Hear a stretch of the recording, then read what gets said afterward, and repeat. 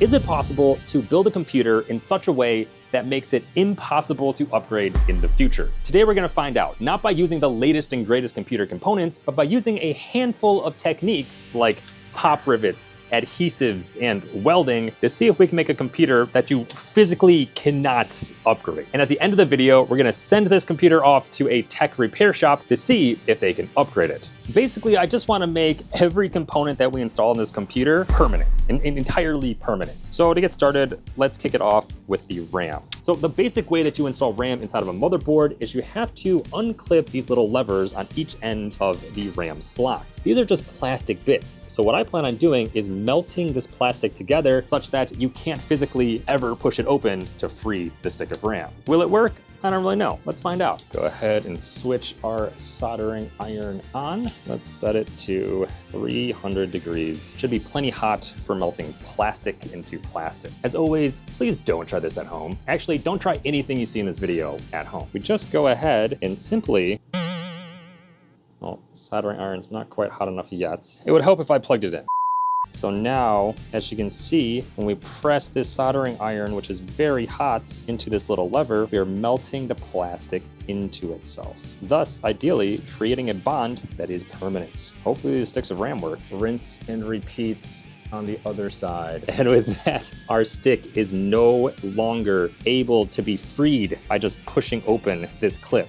You can see these ones open just fine, but this one in the middle is fully melted closed. So let's rinse and repeat that with our second stick of RAM. All right, now that our RAM is permanently installed inside of our motherboard, I think it's time to move on to the CPU, which should be a little bit of fun. Fun. To pair with this LGA 1700 motherboard, I have a cooler here that, well, is not compatible with LGA 1700. Doesn't matter though, because we won't be using the screws for this cooler at all. Instead, we'll be using a little bit of JB Weld, world's strongest bond. Can you guess what I'm gonna do with it? This poor computer. Simple enough, we're gonna start by just installing the CPU as normal. Well, this is about as normal as the computer will get. It's a pretty little CPU right here. Aw, yeah. Plop it down just like that.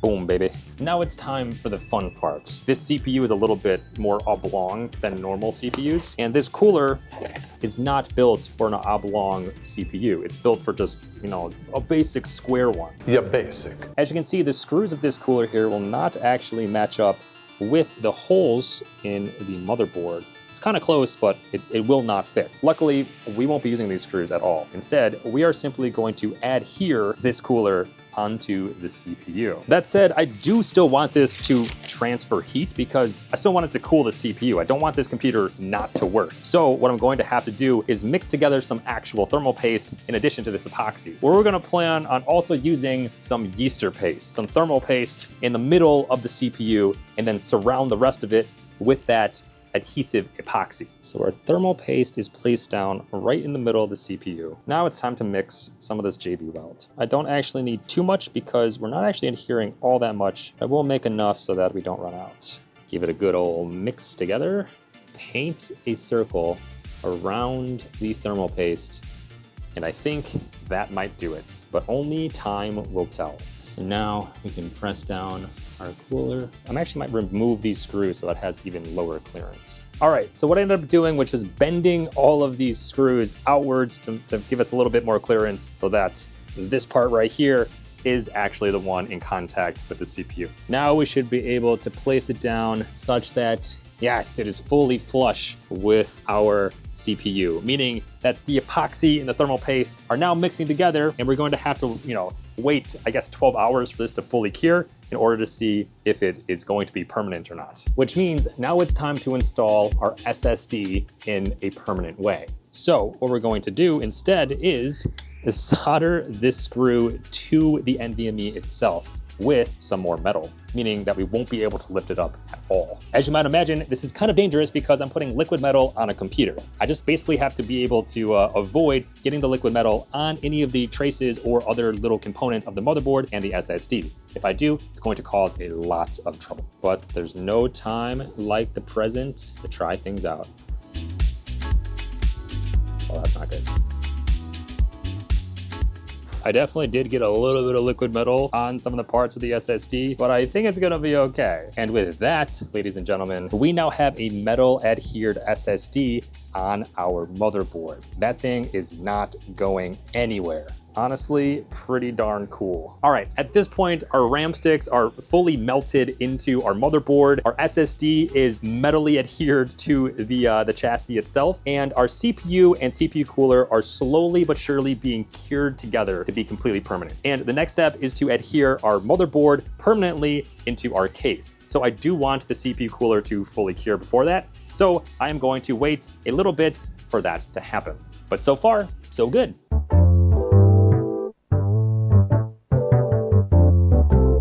All right, it's been a few hours. Let's see if this has cured at all, or I guess set. Okay, all right, this is it's looking pretty strong. That means that we can continue on with our permanent PC build. At this point, you might be wondering, how are we going to permanently attach our motherboard to our case? And this is what I'm most excited about, because we're going to be using pop-rivets. In a previous video, I built a computer using only nails. So I physically nailed nails into a computer to hold it all together. However, with nails, you can still pry it out. But with pop-rivets, that's a lot more difficult. This is a pop-rivet gun. This, for example, would be our motherboard. And if we slide this end piece through and we squeeze, you can see how the end here gets deformed to the point where we can't pull it out anymore. So if we continue pulling this further and further down, until it completely snaps off, leaving, well, kind of a permanent way to adhere two things together. Now, will this break our motherboard? Potentially. Only one way to find out though, you know? As you can see, here's where you would normally put a standoff, but this pop rivet fits perfectly through. The same thing on the case. I am so excited to see the face on the technician who has to work on this computer. Now, the first step is to remove all of the existing standoffs because they come with the case itself, but we need the motherboard to be flush against the case. So to do that, let's go ahead and remove all of our standoffs. Imagine after all this, I forget to put in the I/O shield. Once this motherboard is adhered to the case, it's not coming off. All right, it is time for the moment of truth. And actually, now that I'm thinking about this, I'm pretty sure the positioning of the I/O shield is such that, well, it expects those standoffs to be in place. But if those standoffs aren't in place, it should be a little lower. We might not be able to use the I/O shield after all, because this needs to be as flush to the case as possible. Ooh, that does pose a problem. This is gonna be jank. All right, but we will give it a shot.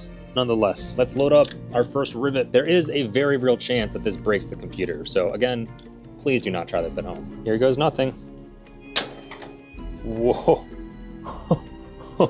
Holy shit. I think it worked. That right there is a beautiful pop rivet connection. Oh my gosh. As you can see, that would normally be a screw. But how are you gonna get that off? I don't think you can. I honestly cannot believe that worked so smoothly. I honestly kind of feel like I just need one or two more good ones and this is secured forever. That just took quite the tumble. Sheesh. Oh my gosh, it's so violent, but I think it's doing what I need it to do. Oh, that snap is terrifying.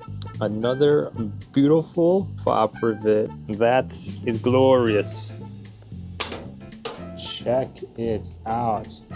That is going nowhere. And at this point, our motherboard is going absolutely nowhere, which means it's time to install the graphics card, which has its own issues because, well, our motherboard, we removed the standoffs, so it's like a couple centimeters deeper than it's expected to be, meaning that our graphics card will have issues with clearance in the case. So what I had to do was flatten out this little PCIe cover piece. Typically, it's bent downwards like this, but I just made it flat so that we didn't have to worry about that clearance. Now we should hypothetically be able to slot it in correctly, which if we go ahead and just push it together, we can see that it does in fact click into place. Now it's time to figure out how to make this permanent. My gut again is to go back to soldering. So this time I'm gonna use two soldering methods for the graphics card. First things first, we're going to melt the plastic clip into itself so you can never free the graphics card by pressing the release lever. Melting this little switch into itself so that it can never open again. All right, so that's one soldering method done to make this a little more permanent. The other one is I'm going to solder this metal to the metal case. So let's go ahead and do that. All right, the metal soldering didn't really work the way that I intended, so I am going to use a little bit more of this steel reinforced epoxy to adhere the graphics card to the case. And then we'll switch gears over to the power supply. This stuff did seem to work pretty well with the CPU, so I do trust it. It just takes a little while to set. But like in all things in life, good things come to those who wait. Go ahead and mix up a little bash until it's gray. Ooh, I'm gonna make sure this can never come off. Oh yeah. All right, it's time to move on to potentially the most fun aspects of this build, the power supply. I am going to use screws for this one because I couldn't think of a different way to adhere the power supply itself to the case, but hear me out. We are going to use screws, then we are going to strip the ever-living so that no one can ever fit a screwdriver into the screws ever again. It's time to install our power supply into our computer. So now, as you can tell, if we wanted to remove this power supply, we could just unscrew these screws and take it out. We want this to be permanent, as you well know. And so, well, one way to make screws really difficult to take off is if you strip them, which is basically just removing all of these little grips on the inside. A second way, which might actually be easier, is just to put more metal into the hole of the screw so that nothing else can take its place. And so, because I personally like just using the soldering iron, I am going to just melt some metal inside each of these screws so that the screwdriver can never enter it. Will that work the way I think it works? I hope so. It's kind of like jumping around. It's scary. All right, that's not working the way I thought it, so we are going to strip them. Normally you want to avoid this at all costs, but now I want to do it on purpose. I feel like a drill would be really useful. As they say, there's more than one way to skin a cat, which I will take their word for it. These are some pretty nice screws, I'll be honest. They're not stripping as fast as I would have thought. I also don't want to ruin these tools. Shout out to my dad's workshop for hosting me. What kind of guest would I be to break someone's tools? Not a very good one. Oh, there we go. Check this out. Now that is a beautiful strip. You can see how, well, absolutely no screwdriver is getting any traction on this whatsoever. So let's repeat that with the 3 remaining screws. Drilling into a power supply feels a little sketchy, I'll be honest. Good thing it's just the screws. But all right, at this point, all 4 of these power supply screws are very well stripped. So the very last step, I believe, is to, well, route all of our cables and then hope and pray that this thing actually boots. Because if it doesn't, I can't take it apart to fix it, you know? So let's do some cable management.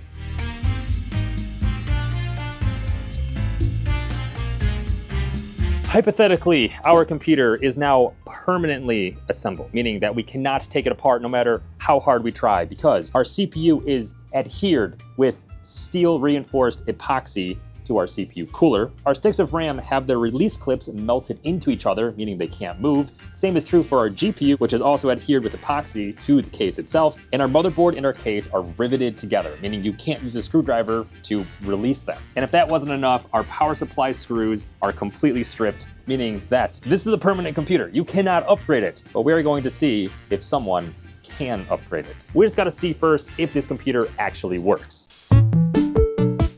All right, so now we need to figure out if this computer actually functions or not. Yeah, I'll give it a 90% chance of working. And if it doesn't, we'll just send it off to some repair shop and say, hey, fix my computer. Power on the power supply. And now, time for the moment of truth. Fans are spinning. Step 1 completes. Now on to step 2. Do we get a display? I'm not seeing one. Now it's recycling, which honestly is a good sign, because that means that it's at least going through some type of boot up. It'd be cool if it did work. Because the thing is, I can't take it apart to fix it if it doesn't work. Hello? All right, let's turn it off and turn it back on. I guess that seems like hypothetically. Oh. Ah! Angle iron down. After this, we gotta play some Mario Kart. So right now there's an LED stuck on the boot LED, which means it might be the SSD, but I feel like even in that case, something would show up. A false alarm. You want to see something beautiful? Boom! A computer that posts. Music to my ears. Turns out I just needed to like recycle a couple more times, and we have a functioning computer with all of these components permanently installed. So at this point, we have a computer that may or may not be impossible to ever disassemble and or upgrade. but it's time to find out just how impossible it is to do. And so I've enlisted the help of one of my buddies, Zach, from Zach's Tech Turf, who turns out lives quite close to me in real life. So I brought the computer over to his studio, which you may or may not recognize from all of his various social media content, and I proposed to him a simple challenge. Can you disassemble this computer within 10 minutes? Well, ladies and gentlemen, it's time to find out. It starts now? Okay, all right. Now I have done my research, just so you know. Oh yeah? And I saw the rivets. Okay, okay. And I saw the hot glue. That was more than hot glue. Oh boy. That was like epoxy adhesive. Oh, that's right, you one-upped them, yeah. Yeah, I forgot. Okay, it's not bad.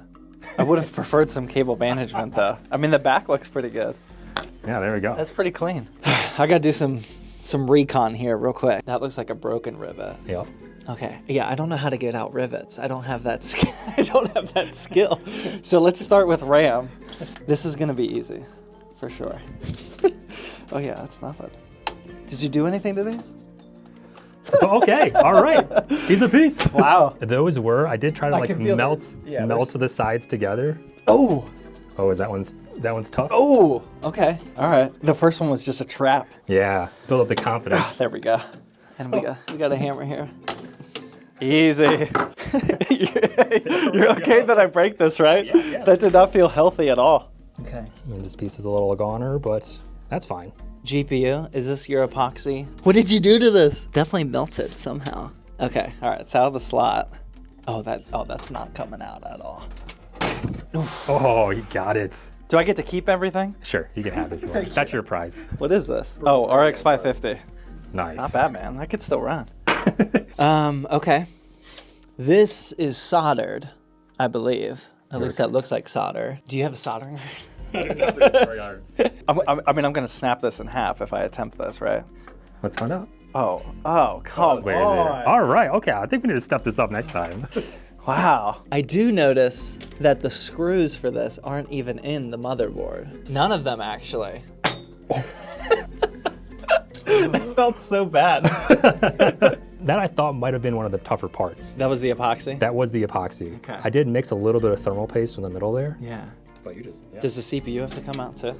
Oh no. Is it epoxy? No. Oh no. What CPU? This is LGA 1700. It is.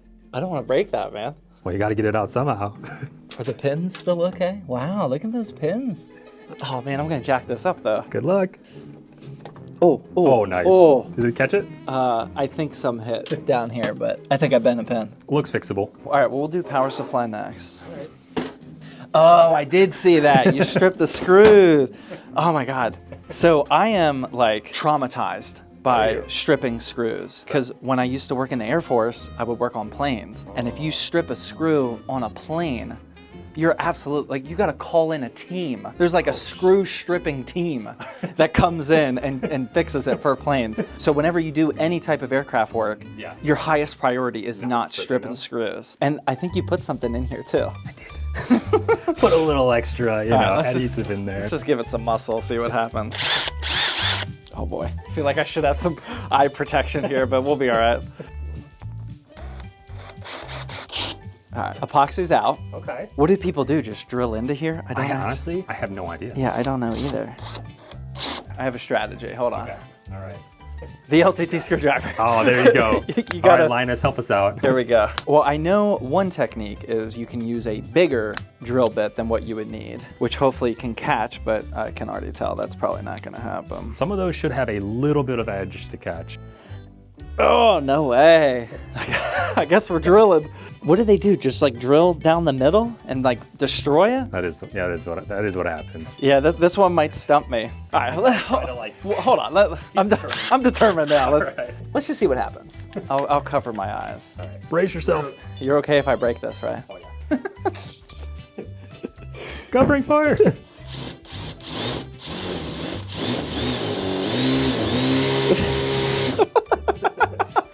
I don't think I did anything. No, it didn't do anything.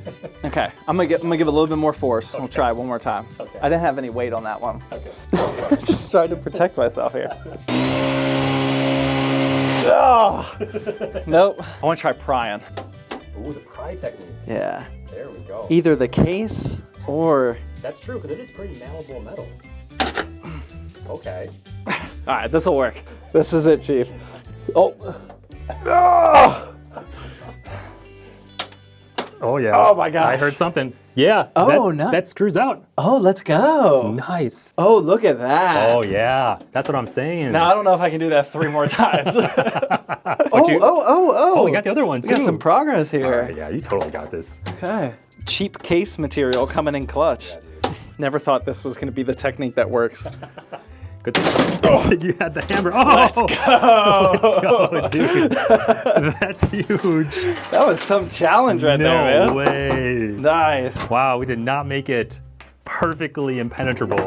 I actually feel accomplished after that. Nice. All right, which means there's one step left. The motherboard. Dare I say, prying is going to be the solution again. I think that's the only... I mean, how tough are rivets? I will say I've never taken one apart. Yeah. But I think you can drill rivets out, I think you can drill through them. Yeah, let's drill some rivets out. Oh, yeah. Oh, no. Oh, no, my table. Oh, no. The casualty. Should have accounted for that. Oh, no. We're stuck. This just feels wrong. I was going to say, having a drill right in the middle of a computer. Welcome to my Tuesday. This is such a normal thing for you. Yeah. That's effective. Yeah, that works real well. That works real well. I might do this from now on. I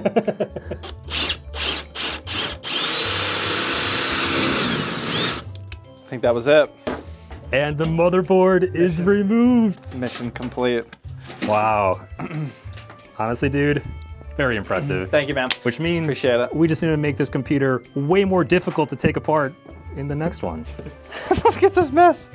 This is ridiculous. I want to give a huge shout out to Zach for, first of all, participating in this experiment and for, well, you know, the damages caused to his table in the process. Sorry about that. But in doing so, we learned a lot about this impossible to upgrade computer because it turns out it's not totally fortified yet. I will say, when he was able to quite easily remove the RAM, the cooler, even the graphics card, I was like, oh no, like we should have made this way more difficult. But thankfully, the power supply and the motherboard did happen to slow him down a little bit. But I don't want to stop there. And in fact, I did just go out and purchase a propane torch and some brazing rods to see if we can take this up a notch, to see if we can make it even more impossible to upgrade. Surveying the damage up front, well, our cooler looks like it's pretty solid. Our GPU pin-wise looks pretty good. Our RAM is down here in the trenches. Those look like they should still be functional, although if you take a look at the little clips here are the ones that were unaffected.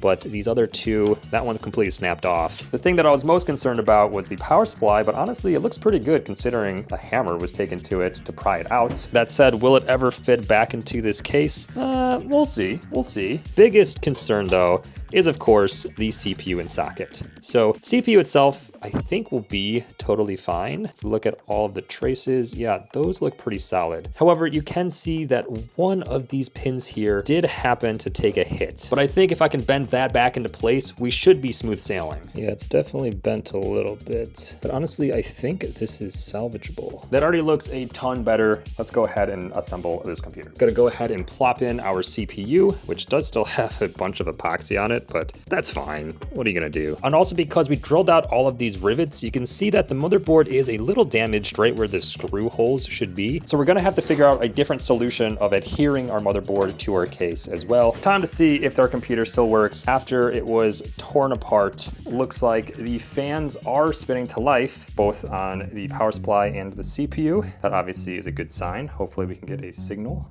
although it is just cycling over and over again.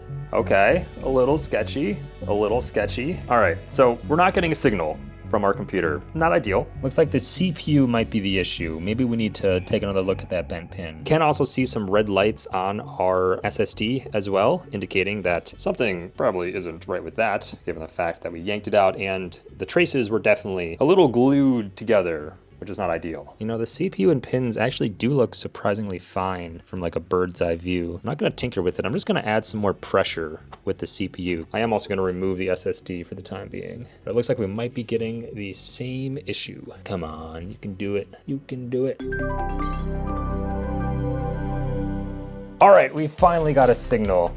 It's a glorious day to be working with computers. There we go. We got our MSI BIOS here on screen. You can see we still have the 12600K. Yeah, we're getting an overheating alert because, again, we're using epoxy. So let's go ahead and shut this off. To get this working, I basically just had to move the GPU down to a different PCIe slot. Maybe that one got a little damaged in the activities. And I also did remove one of the sticks of RAM. So now that we know that this computer still works, it's time to fortify it. Let's take things up a notch with 1 gallon of strong, crystal clear epoxy. Now, I'll preface this by saying I actually don't know if this is gonna work at all. So you're gonna figure it out with me. But to do this, we do need to do a bit of prep work. My goal is essentially to pour epoxy and for it to harden so that it creates basically a giant block of computer. But if it actually does work and like doesn't short out all the electronics, that does mean everything, literally every single cable needs to be in place before we dump all the epoxy in. Because once it cures, it will be permanent. So we need to plug in our HDMI, our mouse, our keyboard, everything. Pouring epoxy resin over an entire computer kind of seems like something that I would have already done by now, but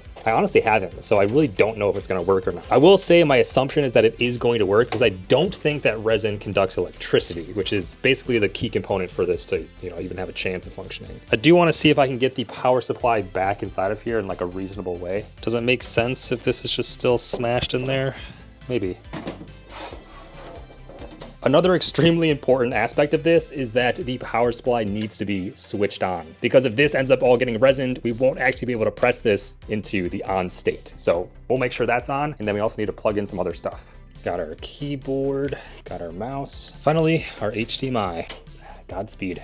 Anyone know how much epoxy it takes to fill up an entire computer? I don't know if a gallon's gonna be enough, but we'll give that a shot. My main concern is the epoxy like seeping out of the case because there's a lot of ventilation holes. I guess there's only one way to figure this all out, and that's to do it. One thing I do know is we want ventilation in here. Thankfully, we can press the escape keyboard button to open the garage. Oh yeah. All right, we're gonna do this bit by bit. First batch, here goes nothing. Oh, one of these is way more liquid than the other. This will be batch 1. We need to make sure that it's very thoroughly stirred. Time to find out if this is the dumbest idea ever, or if it'll actually be kind of cool. Here goes nothing.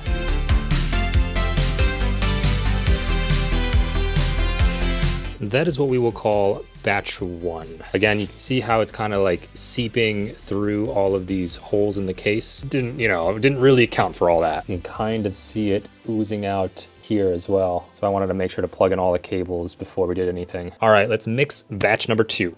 Is there any chance this is still gonna work? If you guys haven't subscribed to Zach's Tech Turf yet, you should do it. If you like my content, you'll like his too. Batch number 2 going into the hole.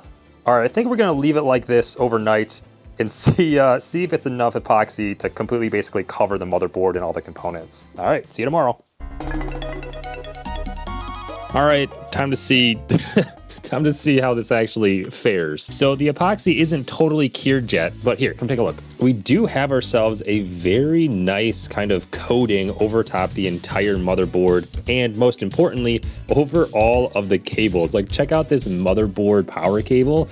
This thing is just completely like engrossed inside of that resin. Now, there is one major issue, which we kind of anticipated, but did not really plan for. Well, the epoxy has kind of seeped out, and the case is now like kind of glued to this cardboard. But because this has not completely cured yet, we have like one opportunity to try to pry it apart. So let's do that. Functionally though, I do think this is doing exactly what we wanted it to. But the time is ticking because we only have around maybe 12 hours before this completely cures. So if I can't get this apart by then, cardboard's just gonna be a permanent part of this computer. Oh, just another day of building PCs. Totally normal.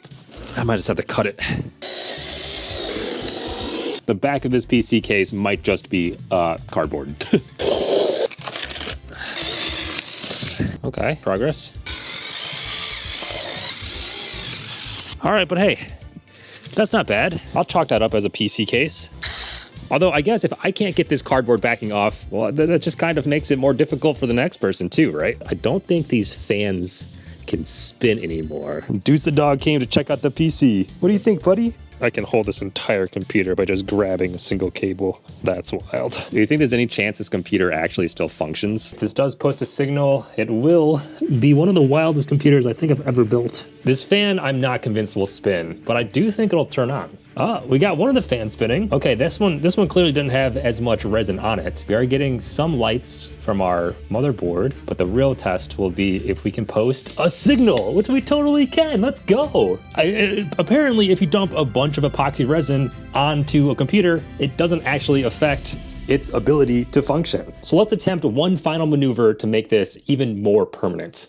And that is doing a little bit of welding. Well, I guess brazing, technically. Don't try any of this at home, but especially don't try this at home. Up to this point, I've been avoiding putting on the side panel because I wanted it to be easy to access the insides, but I'm done with that. Let's make it difficult to get to the inside.